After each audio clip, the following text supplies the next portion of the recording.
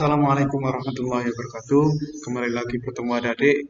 Pada pagi ini kita akan belajar masih dalam bab peralatan gambar teknik. Nah, jadi adik-adik langsung saja.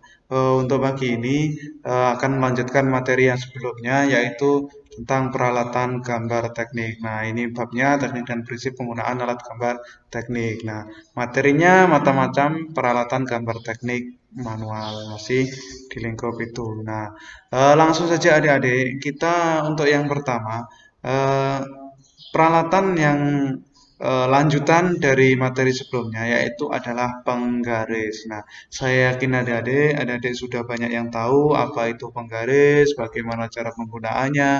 Itu semuanya saya yakin sudah tahu. Nah, seperti yang sudah sedikit dijelaskan di atas, pengertian penggaris itu adalah sebuah alat pengukur atau alat bantu untuk menggambar garis lurus. Jadi, penggaris itu alat ukur atau alat bantu untuk menggambar garis lurus. Nah, alat ukur ini sendiri memiliki skala terkecil 1 mm atau 0,1 cm.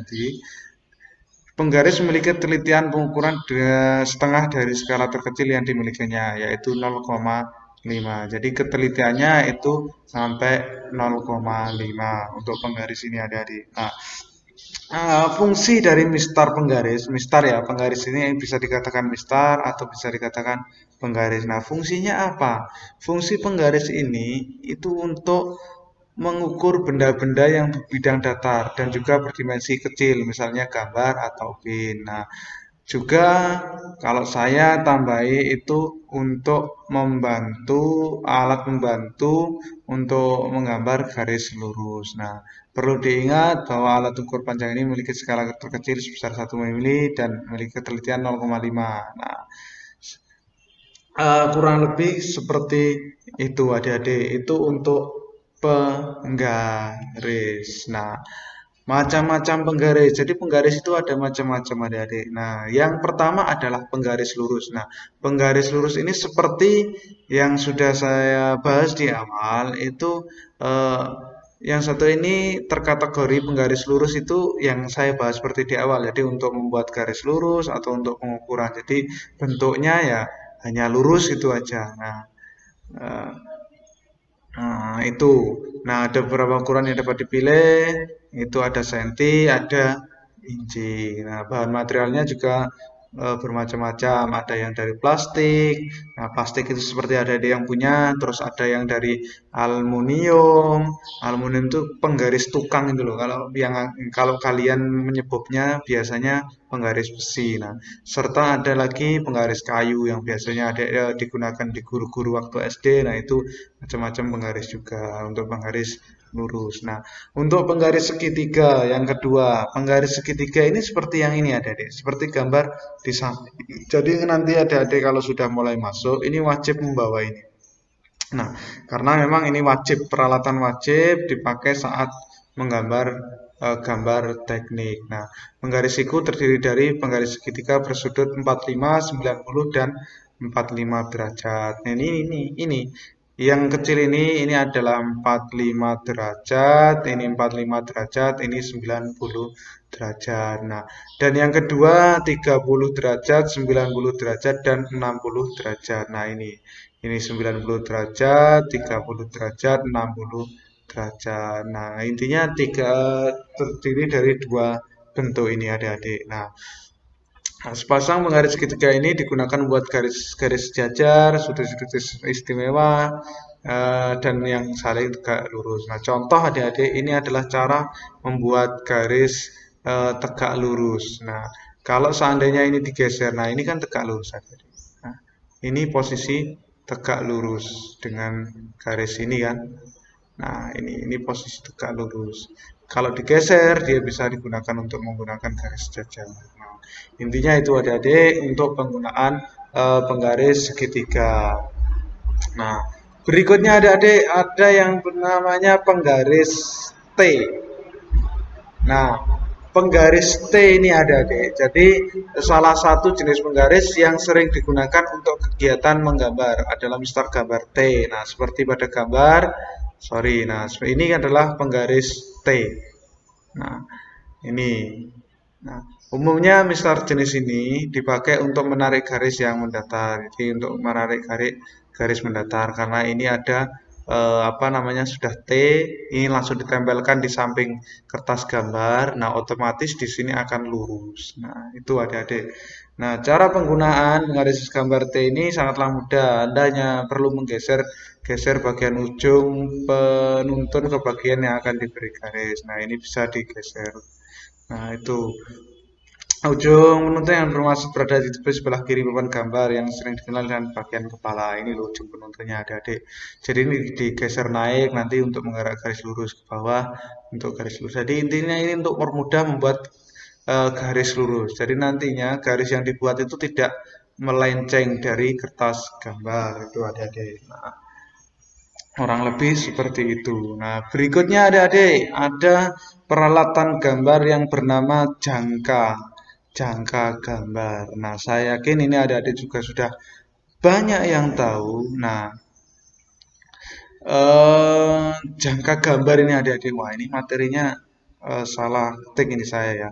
Jadi sebenarnya untuk membuat garis lengkung atau lingkaran. Jadi fungsi jangka ini adalah membuat garis lengkung atau lingkaran. Nah, bisa juga sebenarnya untuk macam-macam kegunaan lain. Contoh seperti untuk membuat segi enam, untuk membuat sudut menjadi dua bagian. Nah, itu kalau memang tidak ada busur bisa menggunakan jangka ini adik-adik. Jadi apa? Nah, kegunaan jangka ini macam-macam. Nah, itu. Nah, dari konstruksi jangka di samping ya adik-adik, bagian kepala harus dikartel supaya pada saat jangka diputar tidak sukar atau licin. Jadi ini kepala.